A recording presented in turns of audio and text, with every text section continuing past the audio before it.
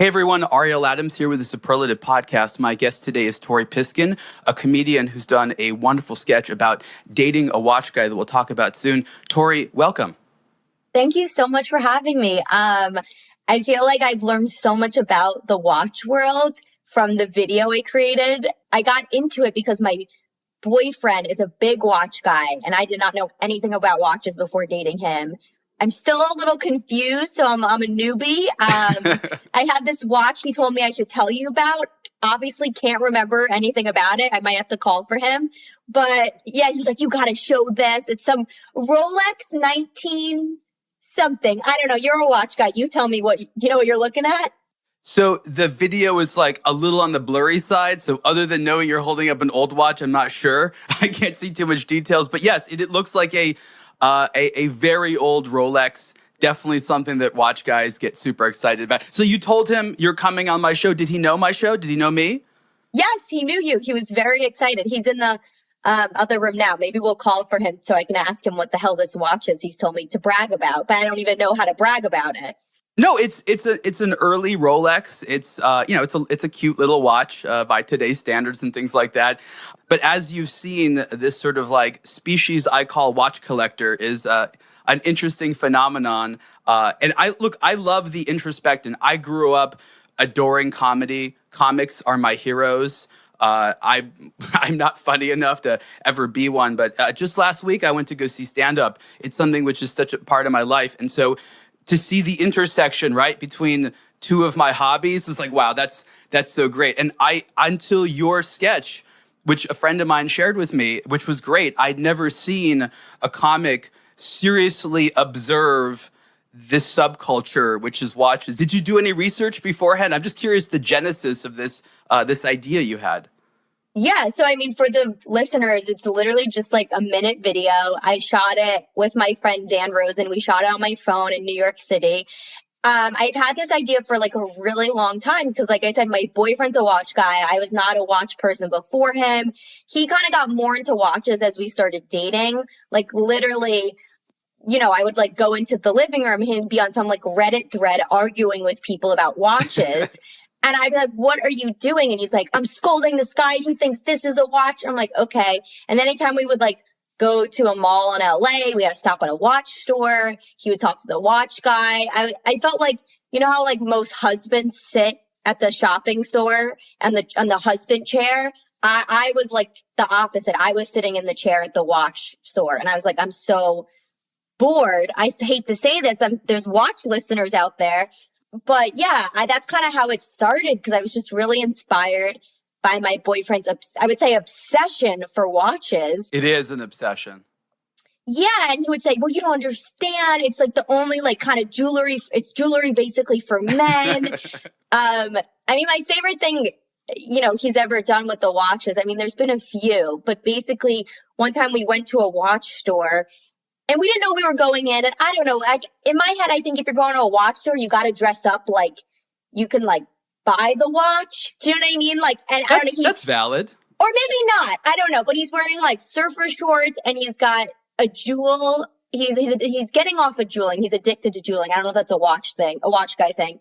But he's got like this lanyard that holds the jewel because that's how addicted he was. So he'd be talking to this guy about watches while inhaling it. And I'm like, what am I seeing right now? But obviously I loved him because I'm with him. I just thought he was so nuts. And so that's kind of like how it like inspired me because I just thought this is so funny. And with comedy and the internet, I feel like you have to find, I knew the video was going to do well amongst watch people. Like it's at 1 million right now. I didn't know how many people would relate to it and, share. Like there's so like, I think there's, I would have to look now. There's so many here. I can tell you literally how many shares. There was hundreds. I think there was well over 600 when I looked on Instagram. And a lot, I couldn't read them all, of course, but a lot of people were like, that sounds like my experience, or I've seen that, or that's my boyfriend, husband, or hey, I'm one of those guys. Yeah. I mean, so like I said, I had this idea. I was like, I want to do a video of like, I'm dating a watch guy. I had this idea for like maybe a year, just the title and no details. And I just didn't know who I wanted to shoot it with. At first, I was like, maybe I'll try to like, get like a real, a watch YouTuber to show, like do it with. And then I just never kind of got around that. And then I was just in New York and I was like, oh, my friend Dan, who's kind of does more videos about like, he roasts people about their like celebrity homes. And he's a little more like, I feel like he really taps into like culture. Like, so I was like, oh, he might be really fun to do it with.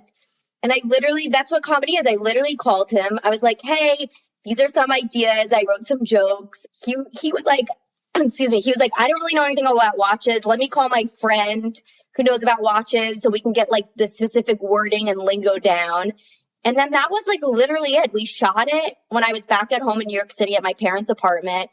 And it took like 2 hours and we just were like having fun with it. I was like literally, because there's a part in the video, when he's like going up to people and he's like pretending to be like, oh, is that a Cartier? Like I said, I'm not versed in vocabulary of watches. It's okay.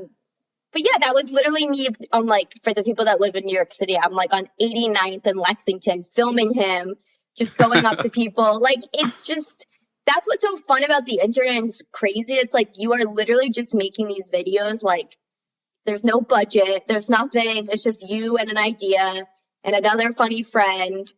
Yeah. What for you was the key to making it funny to other people? Because it was definitely relatable. Like, it had real watch collector cred. But of course, for it to be popular comedy, it's got to be absurd enough to a layperson. What for you was the key to doing that? I think definitely like honing in like what watch guys say, they're like nuances. We had a scene where Dan is, on the couch and I'm like, can we go to dinner? And he's like, I can't. I'm arguing with this guy right now who thinks Versace is like a real watch brand. So that's literally like something that really happened with me and my boyfriend. I was like, we need to go to dinner. And he's like arguing like with some guy. I don't even on some watch website. I don't even know where he finds these people. So yeah, I would say that's kind of like where it like started from. And obviously my boyfriend was, he really helped me. He inspired. He was my muse. So I'll tell you something I've observed, and I've been into watches since I'd say about 2001, and I've been professionally doing this since 2007. So I've seen a lot of things earlier than others, and I've sort of been through the evolution of this. One of the things that I've noticed is that a lot of watch guys, if it wasn't for the watch hobby, they wouldn't have anything to relate to other guys on as adults and make friends. It is the vector they have for friendships. And with that comes immaturities like trolling people online and maybe being too egotistical. But it is a way for adult men and women, of course, but a lot of adult men, because they don't have a lot of other hobbies like that, to connect. And one of the strangest things I've ever seen is like being in these big rooms of watch guys and see them trying to like awkwardly socialize, because you don't become a serious, crazy watch nerd and have just like fluid social skills. Right. So I've always sat at the side. And for me, it's been professional, right? I haven't wanted to necessarily be everyone's buddy because I'm in media and I write about it. So I've had to keep a bit of a distance. But I watch them, and it is hilarious to see these adult men in these awkward situations not knowing how to go up to one another. And I mean, I'm sure you've seen a lot of that. Yeah. I mean, like literally my boyfriend, we go out and he just like, he doesn't even say hello to someone, like another guy gives a watch. He literally just goes up to the person, looks at their watch, and then is like, is that give me like a Daytona. I don't know. Give me an example of what he might say. Well, I think what it is this guy like me? Like, does he care enough about his wristwatch to put time and effort into it? Like, will he argue its legitimacy? If I say, hey, like, I'm a guy who can have an argument with him and explain to him that Versace is a real watch brand, like, I will change his mind. Yeah, no, he just like goes up to people. And my favorite, another thing I've noticed is I feel like watch guys, maybe this is only my boyfriend, they're very loyal for relationships. You will go on their Instagram feed and I'm only seeing watches. I'm actually like, where is the booty? Is there any like booty of a random girl? It's just all like watches. So I don't know if that's my boyfriend, but I have other friends too. I have to explain this to you a little bit, and maybe you can offer some insight. So I identified this several years ago. And basically what I found is that a lot of guys, their entire social media identity is enveloped in this idea of them being a watch collector. There's no other mention of what they do most of the time. Their name is like related to watches. Their profile pictures like related to watches, and 100% or 95% of what they post and talk about is just on this hobby. And they don't have any other online presence. Like, that is them online. So I can't explain why that is, but I've seen a lot of that. It's like they don't feel comfortable with any other part of their existence being public. That's the thing they're willing to put forward. And with that comes a lot of hilarity. Do you find that this is common? Because for me, I thought that's weird, but maybe that's, what a lot of people do with their own hobbies. I mean, I guess, like, if you're a fan of anything, like, I mean, I'm not a Swiftie, but if you're, like, a huge fan of Taylor Swift, like, your whole identity might be about Taylor Swift.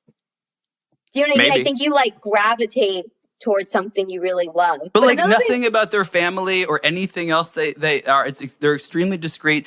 A lot of these individuals, they'll go to events, and this is what I find hilarious. They won't go by actual names. They just recognize each other by their like online names. And there's no deeper questioning. It's like, you can't ask what you do for a living. You definitely can't ask too much personal information.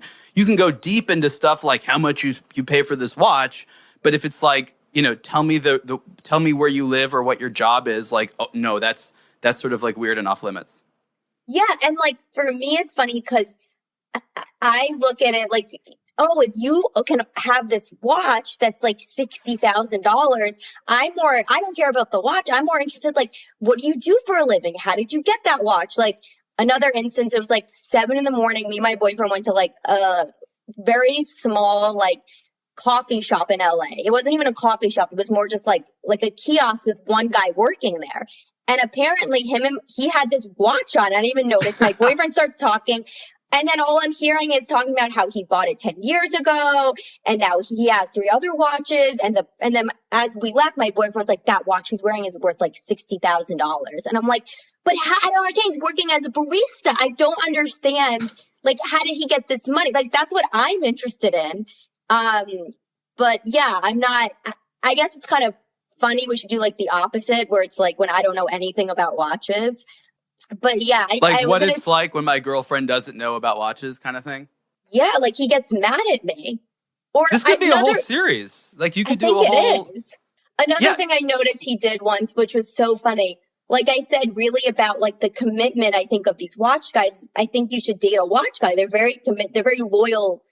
I think in relationships. Like, one time we were out and he like, just like in the video Dan did, where he sees a guy and he's like scanning him, almost like you would scan like a hot girl at a bar. I have seen my boyfriend do that multiple times when we're out. And I'm like, and I feel like I'm his friend being like, dude, you're too obvious. Like, he literally will like look the person up and down and he'll stare at it. And I'm like, what are you doing? No, it's not looking up and down. It's very strictly focused on the wrist. Our eyes stop there. It may look that way because our eyes are going down, but they don't go lower and they don't go back up. It stays at the wrist. You're right. It does stay at the wrist, but then it's like a head tilt. And I'm like, do you want to ask the watch out? Like, it was just... We want to know what it is. It's like bird identification. Okay, that's what it is. Yeah. Yeah. I think it is a way for men to like connect. I mean, we've been at weddings. It's a way for them to, you're right. It's a way for men to make friends without seeming like, hey, do you want to be my friend? It's more like, hey, I know this cool thing about watches and I think you might too. And let's see if we, are on the same wavelength about that. The funny thing is that there's this weird intersection of like, it's a tool, but a lot of it has to do with taste. And for me, a lot of the hilarity has to do with the idea that you have this strange intersection of people who are very headstrong and very egotistical. I don't mean in a bad way, but people that like watches like themselves. This is something I found a lot, right? Oh, okay. But I didn't know this. I'm learning. Yeah.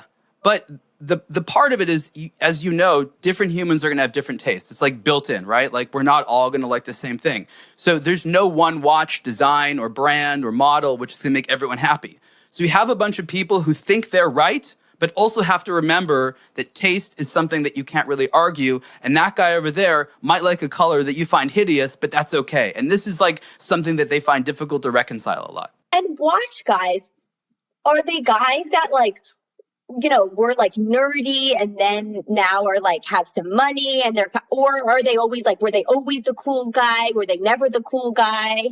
The beauty is it's all of the above. There's so Really? many ways of becoming a watch guy. And what I mean by that is there's a lot of different, like, I'll call them facets of watches to appreciate. And for example, you might just like the mechanism. You might be like, this is nothing more than a well-made tool. I have to love it purely for utilitarian purposes and the value proposition of how well it does this thing for the cost. Then you have other people who care less about that. And the only thing which is important to them is what celebrities have chosen to wear and what's the most popular. Both of these individuals like watches, and they might like some of the same watches, but they don't have that much else in common. So this hobby has a lot of people who are collectors, but have very different outlooks on life. So there's like all these different roads that kind of lead to this hobby. And that's why there's so many subcultures within it. Right. Because I feel like, people that like love watching like, bull riding. It's like, okay, that type of person, or like if someone loves like going to like, I don't know them specifically, or like monster truck racing, you know what I mean? Okay. Like with those big cars, that type of, you're like, okay, that person maybe lives in the South. You know what I'm talking about? But watch guys, I don't know. Yeah. I guess it sounds like they could be, it's all over. Well, I'll tell you something interesting I found. So I started this, doing this when I was 25, and I traveled a little bit, gone Israel a lot as a kid, and Europe a little bit before that. But all of a sudden, I found myself immersed in a real international industry where I was going to Europe and Asia, and I was interacting with all these people that I had nothing in common with except the watch sort of interest. And I found that was enough of a bridge. And I could get along with all these people around the world that I knew nothing about. And we had all these different values. But because we shared this watch thing, there was like this strange thread that made it kind of work. And I've had to sort of be like a diplomat, almost had to learn that, because that's what it takes to do international business. But it couldn't have been done without that connecting thread, because some of these individuals have nothing else in common because they're from completely different parts of the world. Yeah. And so in terms of like, obviously it's being a watch collector, it's more of a male thing than a female thing, right? Well, the watch industry is trying to change that. They would like nothing more than for there to be a bunch of female watch collectors. And I think that they understand that women have so many more options. You have various types of clothing. You have various types of other body embellishments, cosmetics, bags, jewelry of many types. Like, watches are there, but I think that there's like a bunch of other hobbies that women like to invest their time and interest in and get out of their system before they ever get there. So the watch industry hasn't quite figured out how to get women into the hobby like men, or what they really want to buy. So, maybe you could give them some advice. Yeah. I mean, I have a Seiko watch that my boyfriend got me. Of course. Which is nice. See, I have very small wrist. So I have like childlike wrist. So I almost need like a very small watch. I love the disclaimer. Everyone that has small wrists always has to apologize for it. That's another funny thing. I don't know why. No one with a big wrist is like, my wrist is so big. I'm so I have small wrists too. But like people with smaller, like who are they apologizing to? Well, I think you're also kind of like weirdly bragging in some way. Like, I think we went watch shopping, me and my boyfriend. I was like, oh, I'm sorry. Like, it's almost like as a female, it's like, I'm so delicate. Like, my wrist is so tiny. Because guys do the same thing. That's what's weird about it. Guys apologize as well. Like they're afraid it'll be underwhelming or something. Like, I knew you thought it was going to be bigger, but my wrist is only this. Like, no one's even thinking that until they brought it up. Yeah, I don't know. I mean, I'll never forget, there was, now just like thinking so much about watches, there was this one guy I dated very briefly in New York years ago, and he was like this Israeli guy he loved like designer stuff, and he had this watch, and I think it must have been like a Rolex or something. It was definitely something expensive, because I remember he kept it in a lock, in a safe, a lock box or whatever. But the watch, like, didn't really fit him. And it kept, like, sliding off. And I just thought that was so strange. I'm like, why doesn't he, like, I don't know, my head, the wording is get it taken in, like, tailored. I don't know why. Do you think he was trying to sell it eventually and didn't want to, like, make it smaller? It was like literally falling off the whole time. I've seen this before, and you're right. They just didn't size it. It looked like he was trying to wear his, like, dad's suit. I think he was trying to show off to me, but I'm like, if you're wearing something that doesn't fit, you want to know what it is? Yeah, explain. I'll tell you what. There's two sides of it, and these are there might be more explanations out there. This is what I've come to, because I'm like you. I'm like crazy curious about this behavior. One, they don't know you're supposed to be sized. They receive it as a gift, and they don't have the tools themselves. and they're just like, oh, this is the way it is, because they've seen people wear loose bracelets and stuff like that. Or they had like a relative. They're like, my dad always wore this watch. It was about to fall off. So that's how I think I'm supposed to do it. But like, those are the primary reasons you'll find aberrant watch wearing behavior like that. Oh, I was going to say, is it like, I don't know, in high school for me, all the boys wear their pants super low and like oversized and baggy. I'm like, oh, is that like a style you do with like watches? You wear it like oversized? I don't know. Look, I mean, speaking of size, that is the number one thing watch guys, in my experience, argue about. And again, it's basically anatomy. It's like trying to say like there's a perfect, size of pants. Like, no, it depends on your body. But they will like viciously get angry at one another because someone likes a bigger or smaller size than what's meant for them. And ultimately, everybody just wants the watches they want to be made in the size they like. But like the insane level of time people spend online arguing about the perfect watch size or criticizing someone else for their watch size choices has always seemed, well, just absurd to me. And I'm sure you'd find it funny too. Yeah, so I guess, are you supposed to wear it where it's like super tight? I mean, it's not supposed to flop around. I just thought about that. Could be funny too if it's like totally oversized and they're just having a complete argument. But I get it too, because as a woman, you have if a woman's wearing a expensive dress and it's like so tight on her, you're like, I feel like you don't like respect her as much. But if you know what I mean? I feel like if something's too tight, you don't like respect the person. You don't think they have good taste. Okay, so this is something I've been trying to figure out for a long time, because in Japan, they treat it exactly the same. But is a man's interest in watches basically the same as a woman's interest in handbags?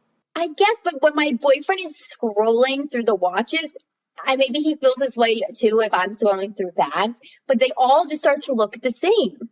Now, I hope people aren't turning this off and getting mad at me, but they just— How dare she? It starts to give me like a headache. I don't know. They all start to look the same. He's like, what do you think about this one? And I'm like, it looks exactly the same to me. So here's what you're saying. Your boyfriend, like many watch lovers, has preferences, right?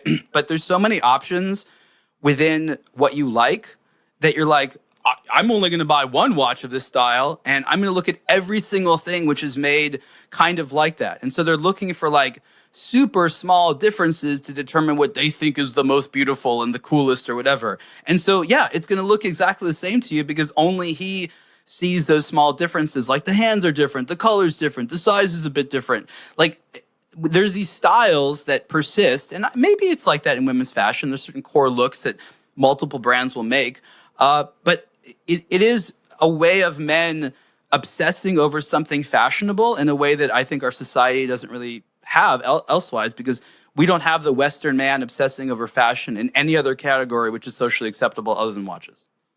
Yeah, I was going to say the thing you asked me, like, is, a man's obsession of watches like the same as a woman, like with her bag collection? I think the difference is when like women buy bags, they're not saying like, oh, this is for my collection or I'm like collecting it. You know what I mean? They're just buying it because they think it's pretty or cool. And yes, maybe you could have it for a really long time, but they're not seeing it as like, oh, this is a collection piece. But I feel like men kind of see watches like that. We need the justification of why you're spending so much. Why we're acting irrationally. We're just like, whatever. Look, the number one topic that you get into when you get into like deep intellectual discussion about watch collecting is, why do us rational men act so irrationally and focus on spending all this money and time on these things that no one needs? And it's this big existential question. This, of course, answers, but that's their main question is, I think I'm such a rational guy and I'm trying to use rational decisions to do an irrational thing, which is buy a luxury watch. Now, my boyfriend at one point was talking about people trading watches. Is there events you go to where people actually trade watches? I'm trying to make some, actually. I've had this idea for a long time because people end up buying a lot of watches, but reselling them sucks. So it would be great if you could just trade it with someone else. So informally, there are, but I mean, look, this community of like, so it's watch, like you need to create like rent the runway for watches. Do you know what It's been attempted. Look, here's the thing. The problem is these are small, easy to lose, easy to break, have a high value. Insurance on them is insane. There was this company out of New York for a bunch of years called 11 James. And their whole thing was that you would pay a subscription, a big subscription each month to rent what are watches. we talking? Thousands. Like 20,000? No, like it was a rental service. So like you'd spend, I don't know, one of their higher tiers was like 2,000 or 3,000, maybe up to $5,000 a month. And it was like an early Netflix, right? You'd like send one back and they'd send you a new one in the mail. And it was unsustainable because the number of people for whom this made sense, but not to actually buy the watches, was very small. They thought there were all these like corporate bankers, and like one of their like perks would be like, hey, if you get this job, we're going to get you a luxury watch subscription. So you won't be able to own any, but you'll be able to wear fancy watches while you're on the job. So there's been a lot of weird permutations, but it's just also never been financially viable. Yeah, and the thing with that, I feel like when you own a watch as a man, you love telling like the story behind it. And I feel like if there's a watch subscription, it kind of takes that like away from it. It's not sexy. It's not sexy to be like, oh, it's the monthly one. It's, like no one wants to do like the Birchbox of watches. You want the story. You want where you bought it from, how much you got it from, how much it is now. So I can see maybe why, I feel like that. I feel like for watches for men, it's like your engagement ring. If you get engaged, a woman tells the story behind it. And obviously the value is very high. And for you guys, it's kind of the same, I feel like. But we couldn't wear the same one all the time. That would sound like we're in prison. Like, oh my God, that's our engagement watch. Like, I can't change it up. Like, that would be difficult.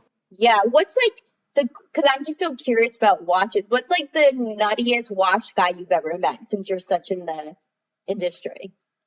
I mean, the reality is I probably can't discuss it. I mean, yeah. I mean, look, a lot of these people, this is the thing about watches. Some of the world's most powerful people are like hardcore watch collectors, okay? Everyone from like Bill Clinton to Schwarzenegger to Vladimir Putin are all like hardcore watch collectors. And it's just. So are they on those Reddit threads too? They may be. Okay, they super might be. I would not be surprised. I mean, I know that the aBlogtoWatch audience has a bunch of commenters, but there's like a lot of important people out there that would never comment but follow the content because they like watches. So once in a while, I interact with these people, and like they don't want a lot of visibility on them, but some of their watch collecting stories. I mean, these are bored rich people that want to have fun with their hobby. So they go to great lengths to make sure that it's fun, whether it's like hunting for some crazy rare watch where they go around the world and convince some guy to sell it to them, to making incredible one-of-a-kind things that are weird and they don't want anyone else to see. Like, I guess for many years, starting with the story of the Marie Antoinette watch, people have basically said, like, I'm amazing. I'm going to pay a watchmaker to make the world's most complicated watch for me. And then I can show it off and be like, hey, everyone, I have this crazy complicated thing. Like, that's a story which has repeated itself a number of times throughout history for like the last 300 years. And even today, there's just like rich people out there being like, what do? I got to call this watch company and pay millions of dollars for them to make a one-of-a-kind thing. Once I get it, I'll forget about it. I can't wear it too much because it's like too complicated. Like, I don't understand even myself, even though I love these objects, all that mentality. But the men and women that do this, like, these are shady characters a lot. Right. Yeah. Okay. So I watched some YouTube channel, I guess a big watch channel. I wish I could remember it. It's a guy, I think he's older. He's Australian or British. You know who I'm talking about? And he's definitely. I probably know him. I mean, that doesn't really narrow it down. Okay, it doesn't. Okay, he said, hold on. Should I go ask my boyfriend what it is? Probably, sure. Okay, I'll be right back. Okay. I don't know. He left. He probably just didn't want to hear me talking shit about him. Oh. But I don't know where he went. I think, it was a guy who was like really funny. He was older and he was just going around buying watches, but he was definitely like a character, but he was kind of buying like the ugliest watches I've ever seen. I mean, there's like, this only narrows it down to like 5 people. Okay, yeah, I don't know what his name was, but I don't know, whatever. It was just so interesting because he would go into like a store that wasn't even really a store. It was just some guy like in Beverly Hills, had like, a lot of security. It was like uncut gems, really. It reminded me of the scene. And he would go and he would buy these watches. I think he was buying them for people. And he'd be like, all together, like 300,000. And I don't know, I found the watches so ugly. It was like some gold thing at one point. But yeah, he was there's definitely seems like a lot of characters in that world? Look, I was in Moscow a number of years ago, and I was at the Ulysse Nardin boutique, basically right next to the Kremlin. People don't always realize there's like a luxury shopping district right next to the Kremlin. And this is a brand I've been working with for a number of years. And I went there actually to film an interview because they had a couple of collectors that were these old Soviet era guys. And we sat in this back room and they were just chain smoking. We're talking about like being into watches in Soviet Russia in the 80s and 90s. And like, this was crazy. I remember one point talking to the boutique manager, and, you know, like you look at the area and I say to him, kind of tongue in cheek, but not really. I was like, is this strange for you that like most of the people coming in here are like criminals? And he said, and he thought about this, and he wasn't like offended or anything like that. He was like seriously contemplating. He's like, you know, I tell myself that some of them are not. And I was like, just to make himself sleep at night. Yeah. And I guess what I thought to myself is, you know what, there's a lot more destructive things that these people could be putting their money into, right? Like supporting the arts and crafts movement of, I guess it's still luxury, but like they could be doing so much worse than this. And I think that's sort of one of the reasons that this industry has persisted for so long is that in addition to it being like a super cool hobby for guys that just like stuff to connect, it's also this really attractive like end game hobby for ultra rich because they just like to buy fun stuff, and there's a lot of ways to enjoy it. And that's allowed it to sort of persist because it has this pyramid, right? It has like this crazy stuff at the top and more mainstream stuff at the bottom. And as long as the industry can have this pyramid, it'll stay really crazy cool. So I'm not trying to dodge the question at all. It's just that I've seen some of the world's most wild people, some incredibly polite people, horrendously crude people, but that all share this like real, legitimate, gentlemanly love of watches. And it just continues to outstand me. And I'm just sort of along for this ride. I just go on these trips around the world and I'm like, oh, mafioso likes watches. Cool. Hello. Right. Like a guy in like the Middle East who owns tigers, and then a guy who's like, you know, works as like a really good copywriter job in Greenpoint. They might like love the same watch. It really can bring like two different people. Oh, you would have dug Dubai in November. There's an event called Dubai. So in November, I was in Dubai for this event that happens every other year called Dubai Watch Week. And it's open to the public. And it's basically like all the watch guys from the Middle East converge for a week. Wow. And yeah, and that's nuts because, and I guess I've been told this because I'm not an expert of the region, but this is where they sort of like just chill out. Like when they talk watches, this is the most open they ever are about anything. And sometimes they talk about nothing else about watches. And I promise you, politics and economics is not brought up. But this is where these traditionally closed individuals will bare their soul and be like, guys, I do like purple. Right. You know, and it's, again, I think you would have observed a lot of hilarity seeing all that. Well, maybe I don't know. What is it, once a year? Every other year. Oh, I love how it's every other year. That also is such a watch thing. It's like, no, it's every other year. You know what I mean?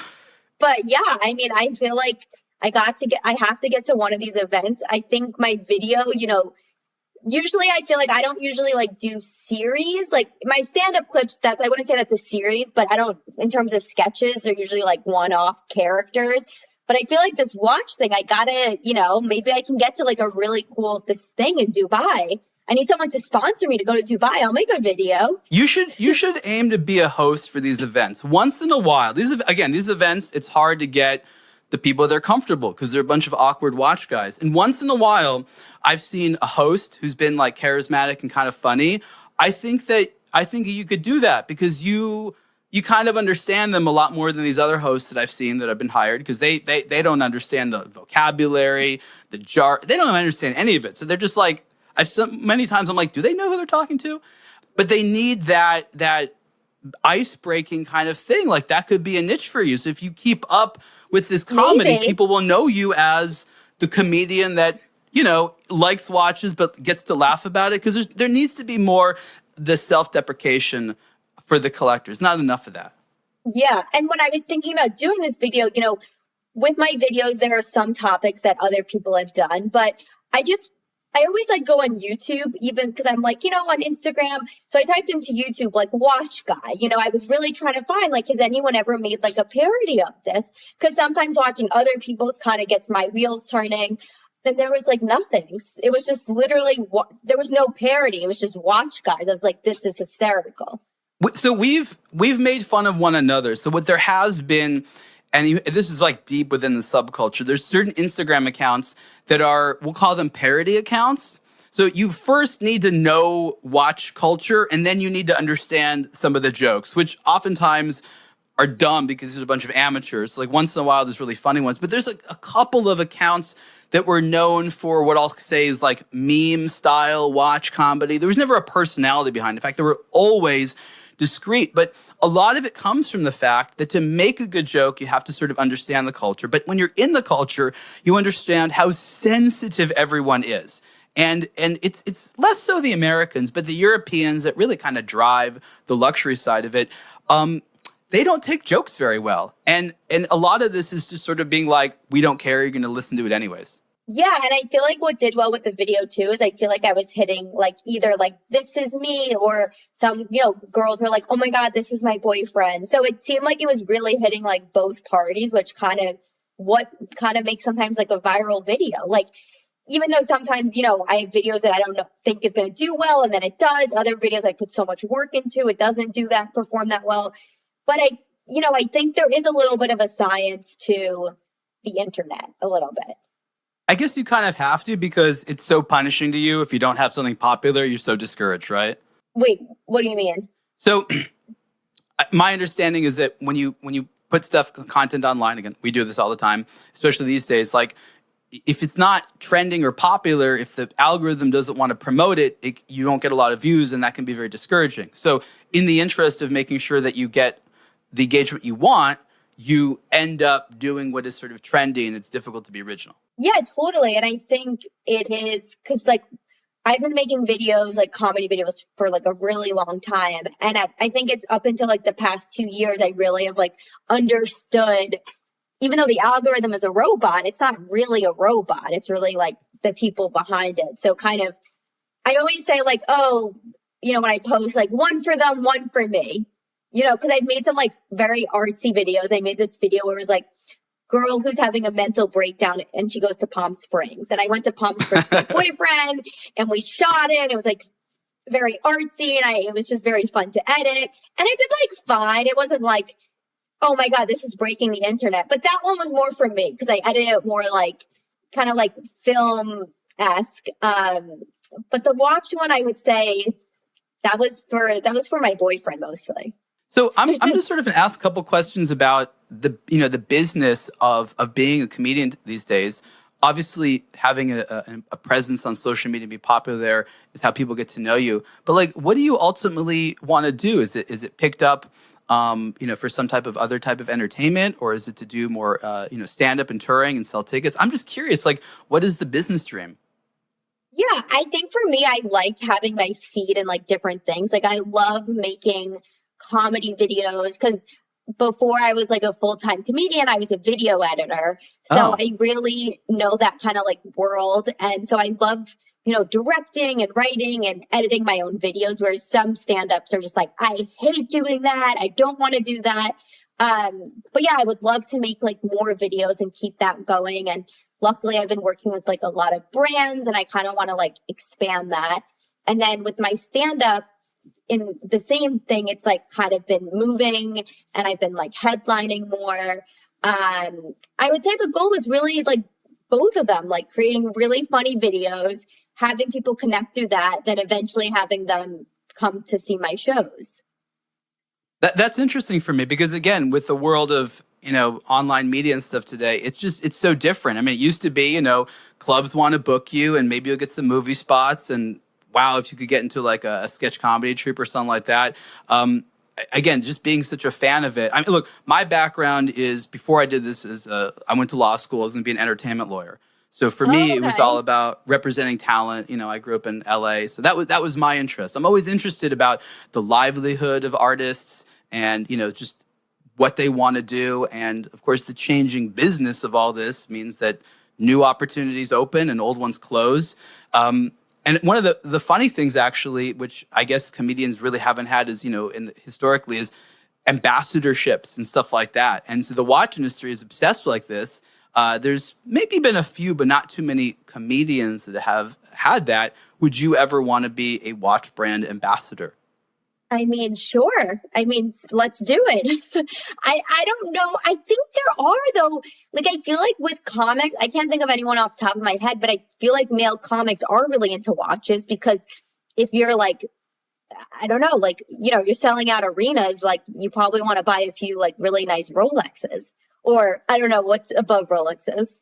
A lot. Okay. There's a ton. That's all I keep saying, because that's all my mind really knows. But, yeah, so I feel like, I don't know, maybe I found like a different niche. Usually I thought my niche was kind of like my hair, because I like, for the audience that is listening, I have like curly red hair. I thought that was maybe my niche, but maybe it's being like a watch girl, and kind of like, the naiveness that I'm kind of coming at it with, and people are like, laughing with me or at me because maybe they don't understand either.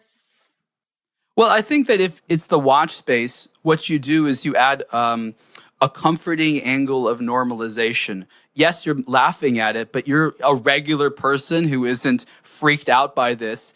And I think a lot of guys have had the experience that when they share their watch hobby with a girl, it's not like, oh my God, tell me more. It's, do I want to hear about this? Is he going to buy me one? Where is this going? That's I always think, I'm always like, yeah, my boyfriend, he was looking at, what are these? There's a watch that I like, the Cartier Tank. Sure. Yeah, the woman watch that I guess all the girls in like Times Square are wearing in this like part of New York. It's like the cool area. And he'll like talk about it, and he'll be like, he'll like show me the watch. And then obviously in the back of my head, I'm like, is he buying me this watch? That's the whole, you're right. That's as a woman. That's the whole time what I'm thinking. I'm like, is he buying me this watch? And then I act interested because I'm like, he might be buying me the watch. You know what I mean? But if he was to say to me, I'm not buying you the watch, I would have been like, okay, I'm going to go like in my bedroom and watch Bravo. Okay, so here's an important question to all the men out there that are legitimately interested in not making their hobby threatening and even making it kind of compelling. How do you make your interest of watches more palatable to the female? Well, I do have to say, being a watch guy, there is something very sexy. I'm into it. You'd rather date a guy that's into watches than into like playing video games, or like doing, I don't know, like those sports leagues where all the guys wear like the same t-shirts. There's something like sexy about a watch guy. I feel like, you'd rather him do that and be interested in that than talking about like Fortnite. So it's not that bad. It's definitely like a good hobby you want your boyfriend to have. So it's seen as being a mature thing. It's not childish. Mature. It's seen as being like, oh, he knows about style. He knows about culture. Maybe he's financially stable because he can afford these watches, or he likes nice things. Oh, he's into this watch. Maybe, we go from A to Z. He likes watches. Oh, this summer, maybe he'll take me south of France. And so I think there's a lot of room for us to see, like, I don't know. I think watch guys are successful. Look, you're right. Like there's a lot of pluses. You're not like looking at boobs, or you're not like your hobby isn't going to strip clubs. I feel like watch guys are smart. Here's the thing. You're right generally, but what comes to mind is all the funny stories where it was like, oh, he's so safe. He's just a watch guy. And then there's some ridiculous thing, scandalous thing, which happens. No, it should be like, oh my God, he's so safe. He's a watch guy. He's all these watches. And the next thing is just like the FBI coming into his apartment and being like, I thought I was safe with you. Yeah. A lot of danger has come, with the sort of social media side, bringing people together, with the exposure and the fact that people now are scared a little bit more about showing it off. So one of the newer trends is, I want to wear something expensive. That is important to me. But I don't want the average person to necessarily know it's expensive. So this is why the sort of like diamond encrusted watch trend began to recede. Then everyone sort of got hip to what every Rolex looks like. But there's sort of this cat and mouse game between, I want something expensive, but I don't want people to know it's expensive because I'm concerned or more discreet. And then people learn about it like, oh, everyone knows it's expensive now. Now I got to move on. So that's, I think, one of the interesting manifestations of it not necessarily being too in your face all the time. Okay, so how does a guy wants to talk about his watch with a woman? Should he wait till she shows interest, or if there's a way of bringing it up, what's the least creepy way of saying, I feel like talking about my watch right now? I mean, I definitely wouldn't bring it up on the first date. That seems a little strange. I would say, like, if you're like a month and a half into dating a girl. Month and a half? Wow. I don't know. It just. That's hard. Okay, here's the thing. A month. I would say a month. If something happens and you like on the date and then you look over and you see some watch that you have to talk to that guy about, you can come back to the table to the girl and be like, I'm sorry, I'm a bit of a watch guy. Like kind of play it off as like silly and fun. And then she'll be like, oh, a watch guy. Like that's safe. That's nothing crazy. So I think kind of like, telling her softly, I wouldn't, then go into like a whole speech about watches for an hour. I would say each date you can give your watch obsession talk 5 miners. It can expand depending on how long you're with this girl. Like I've been with my boyfriend for 2 years, so sometimes he goes on for 45 minutes. That's okay. We're committed. But if you're early on, you gotta hone I mean, my mom would say that about me. She'd be like, don't show every quality about you. So I think the same with watch guys, just hold out a little bit with the watches. You don't want to come off like too nutty. You're I'm laughing because it's reminding me of why I started my website to begin with, because, in my 20s at the time, my friends who I had did not share my interest in watches. And they would realize I would talk about a lot. So they gave me a quota. They're like, Ariel, your watch time is expired today. It's enough. And when I started my website, I didn't know it was going to be just about watches. It was like, oh, I have other interests. And I did not realize that I could sit down and write about watches every single day ongoing. I knew this vastly exceeded the patience of basically anyone that wasn't a watch lover. But like the insane level you can get into it can sometimes cloud you and allow you to forget that the average person thinks that you're acting insane. And I guess my advice, and maybe you could tell me your thoughts on it to guys out there, is unless she exhibits her own interest in a hobby and is like crazy into something, like it sounds like you're a complete weirdo. Like be normal for a while and then be like, oh, and I have these hobbies I'm really into. Because you would be threatened if like on the first date, she would be like, we got to talk about cosmetics the entire time. I know you don't wear it or care about it, but I just need you to know how into cosmetics. I mean, that's just a weird example. I don't know. But like that would be a bit off-putting to a guy. Yeah, I think totally. Unless you like both met at a watch event.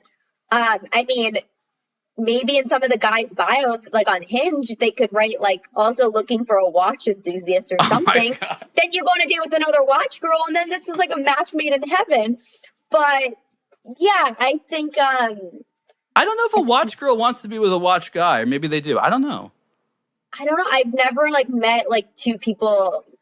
I've seen girls like have nice watches because their boyfriend like got them into it, but they're not into it. They're not into like talking about it. You know what I mean? Like I feel like watch guys talk about watches as much as like, okay, here's an example. When men talk about watches and we're not like a watch fanatic as a female, it's like when girls talk about Bravo TV celebrities and men are just like, I've seen a few episodes. Yeah, they seem crazy, but we know like every detail about these housewives. You know what I mean? Like we will go to their events. So it's kind of like the same level of, I guess, insanity about your weird interest. I don't know if I can think of any hobbies that men and women who are dating or in a relationship like that bond over. Usually it's like they enjoy having it separate. Like, the closest overlap to watch enthusiasm that I think most people understand is probably car enthusiasm. It's not exactly the same, but it's similar. And I've never seen guys into cars, like they've dragged along the significant other, but I've never heard a guy be like, man, all I want to do is find a girl who's into cars. Yeah, you're right. I think there are certain like, hobbies that you share that certain genders like more than others. And that you're not looking for that because you kind of already know like, all right, I think this is more of like a female thing, So what are some of the new funny things that you want to put into some of your next content? Because I want to help, get the ball rolling here. I feel like you need to continue the joke or continue the theme. I feel like we need to talk about different watch guys because I didn't really know there's different types of watch guys. You know what I mean? It sounds like there's the guy that you're saying that's like almost like, is he criminal? You know what I mean? So here's a hilarious thing to me. I was going to bring up, and maybe you'll find this funny. And this is kind of what you're talking about. There is a type of individual, and he shows up at watch events, and this is what his aim seems to be. He wants to impress other watch collectors. So it's a guy who seems to exclusively be interested in peacocking to other men. Right. Sometimes to the degree where they're not actually interested in watches. They just very much want to be in the positive favor of people who appear to really be into watches. And these are the people that buy watches from like top 10 lists and things like that, really don't make a personal decision. I have found it hilarious that these guys go to great lengths to get this validation from these other men. And I don't know what their end game is. They're not looking to date them or hire anybody or be hired by.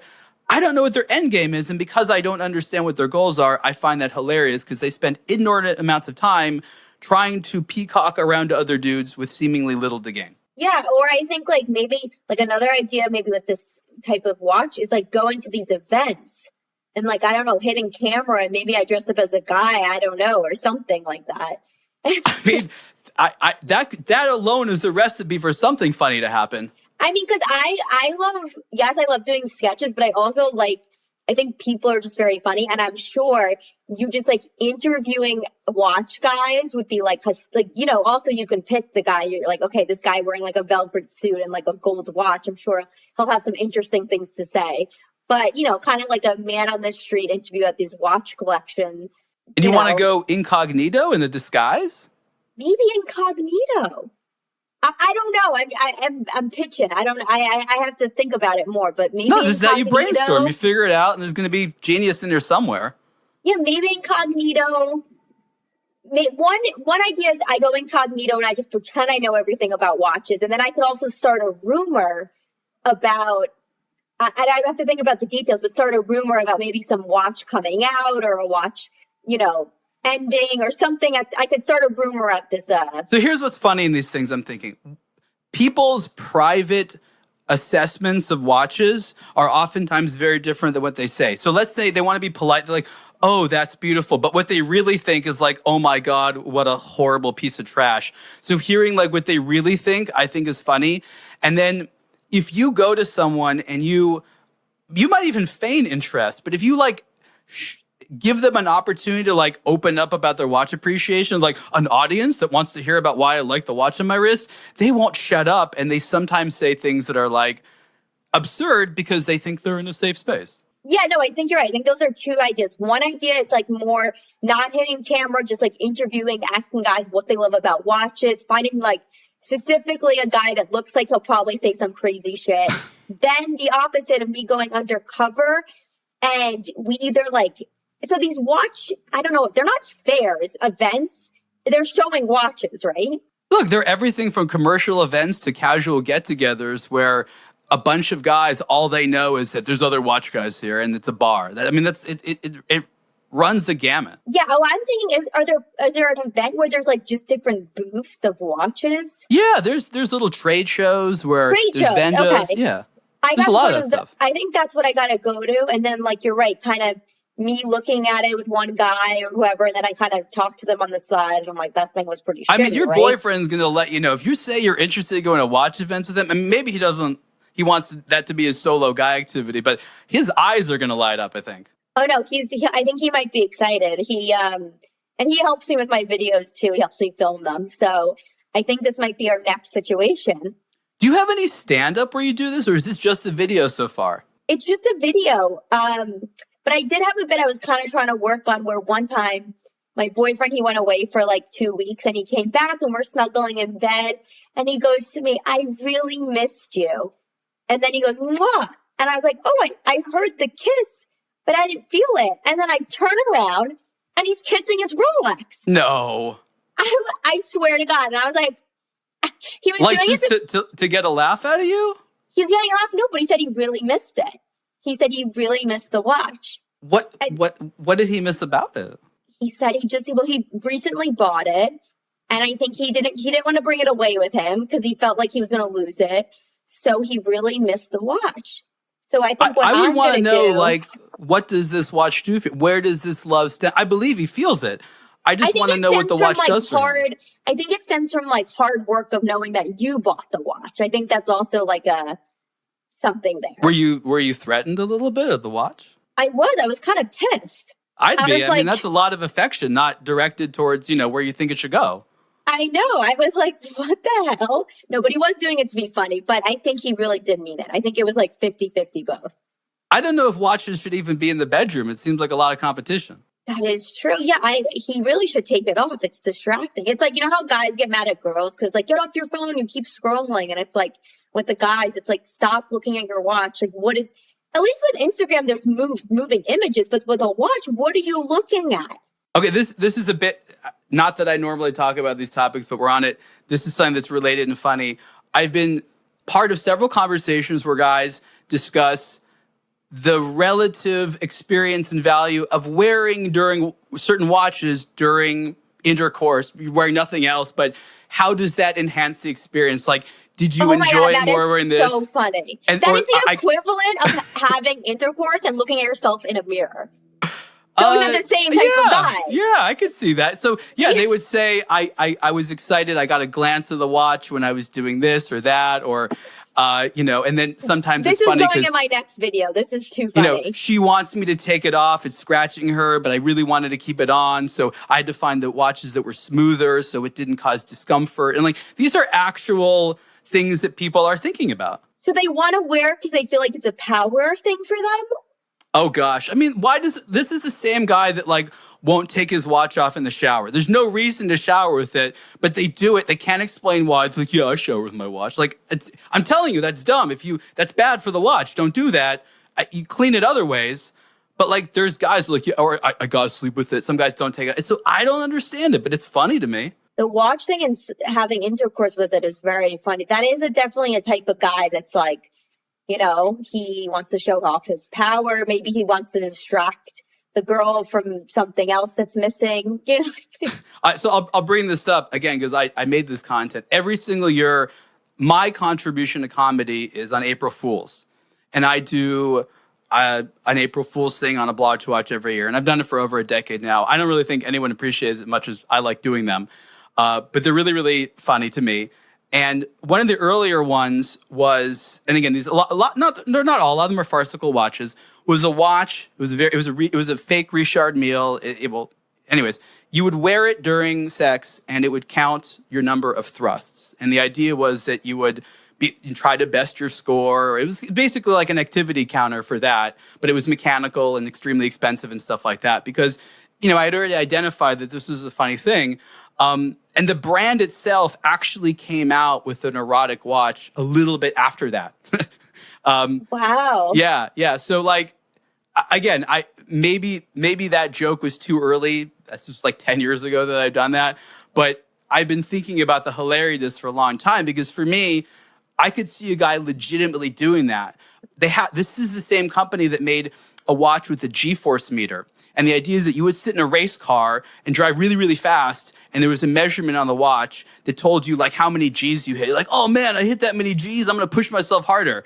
So it's like, what if the same concept was like, I'm going to track and push my own performance during intercourse and the hilarity of that and what the partner, of course, might be thinking during this process. Yeah, I mean, that definitely sounds like, the girl might have to... That's definitely you shouldn't do the first time you sleep with this girl. Just warning you. Definitely, if you're a guy that you got a fetish and you want your watch involved, just like a normal relationship, bring up your fetish a little later on. Don't show it right away. So the last thing I want to ask you, because we're almost out of time, is speak a little bit to watch brands themselves, because I think that you're the type of person that they need to be talking to and getting excited by. You've seen the watch industry, but it doesn't sound like you've seen something that's compelled you. What do you think the watch industry should do or brands should do to capture more of your interest? Or is it just a matter of time and eventually you'll get into it? I think, like I said, there's not that many watches for women. And I think people. Oh, but there are. But are there? I've looked for a lot, and I didn't love a lot of them. Maybe you haven't seen them, and that's fine. A lot of them are hard to find, but I'm telling you, it goes very deep, and the most beautiful women's watches are way more beautiful than the most beautiful men's watches. Well, I was going to say that maybe, I mean, you know, take brands that are already kind of popular. Like, I love this designer brand. It's called Love Shack Fancy. It's designer. It's kind of newer, but I feel like brands should kind of like, you know, work with popular, but not like when I mean popular clothing brands, I don't mean ones that have been around for decades. I'm not talking like Marc Jacobs or Miu Miu. I'm talking like the really like up and comer ones, and kind of work with them because you might get those like younger girl audiences. You're talking collabs, basically. Collaboration. I think collabs might be the way to go. All right. You know, I feel like there's a lot of things they can do there. Okay, that makes perfect sense. And that's actually super popular on the men's side. Admittedly, there's been a lot fewer for the women's side. I mean, here's the thing. Most of the guys in the watch industry don't necessarily know how to think like a woman because they're a guy. So there's mostly men in the watch industry, so they're more comfortable creating collaborations of products for other men. There have been a lot more women that have come in the industry, but I think that's really what's sort of missing is you need to have what they call a product person who really cares about the product, right, making some of these decisions, knowing who these, you know, small up and coming artists and designers are, because it's exactly what they're doing in the men's side. And that's proven so commercially successful. So thank you for reinforcing that same strategy could work equally well for women. Yeah, and I feel like right now, like a really popular watch I see is this Cartier tank for women, and I see them wearing it, and then they have all these other, like, you know, maybe they have like, you know, a Cartier bracelet on with it. They have that's like the new trend I'm kind of seeing with girls. They have the Cartier tank, and then they've got like all these other bracelets, so it kind of like stacks, so it's not just like a standalone. But yeah, I feel like if they kind of made that kind of cool and like did a few more collabs, I think it could really help the watch community. We're going to have to get you to more of these events. We got to go to these events. You got to help me. Your boyfriend's going to take you. Maybe some brand will get to hire you as a host or something like that. But you just need more exposure. That's what I think right now. So we'll make that happen because I want more. All right, you'll be my watch hosting agent. No problem. Okay, great. Everyone, I encourage you to visit Tori's website. I guess it's toripiskin.com, and her Instagram page, which is Tori Piskin. Tori, anything else you want to plug right now? I know you have a special. Yeah, so this year I shot my first comedy special. It is called Prettiest Girl at the Special School. If you type that into Google, it will come right up. It's on 800 Pound Gorilla, which is like a comedy streaming YouTube channel. And yeah, I named it that because when I was younger, I was dyslexic, so I had to go to a school for people with learning disabilities. And yeah, it's just a lot of fun jokes, and I'm kind of gearing up to make another one probably in the next year. And on my website, Tori Piskin, if you would like to see me perform, you can put your email in and you'll get notified when I'll be in your specific city. And yeah, I'd love to see some watch people at my shows. Everyone, thank you for supporting Tori Piskin's wonderful work. Tori, it was such a pleasure to have you to chat about your sketch and everything else on this episode of the Superlative Podcast. Thank you so much. Thank you.